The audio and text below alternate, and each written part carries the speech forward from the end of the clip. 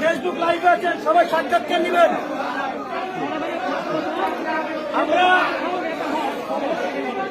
কিছুক্ষণ আগে শুনতে পেরেছি যে বাঁকা ইউনিয়ন থেকে বিএনপির বাসারের নেতৃত্বে গরিব কৃষকের সাত চুরি করে নিয়ে যাচ্ছিল বাংলাদেশ জামায়াত ইসলাম। এইটা শোনা মাত্রই গরিব কৃষকের সার রক্ষা করার জন্য এই রাত্রে এই গভীর রজনীতে বাঁকা ইউনিয়ন ঘিরে ফেলেছে। আপনারা দেখতে পাচ্ছেন সেই সার জামায়াত ইসলামের সহযোগিতায় উদ্ধার করে কাউন্সিলে ফেরত নিয়ে আসা হয়েছে। আমরা এই কাউন্সিলের যিনি সচিব ওনার পদত্যাগ দাবি করছি, গ্রেপ্তার করে দৃষ্টান্তমূলক শাস্তি দাবি করছি। আমরা ইতিমধ্যে জেনে গেছি উনি আর নিরপেক্ষ নেই, বিএনপির দালালি করতেছে।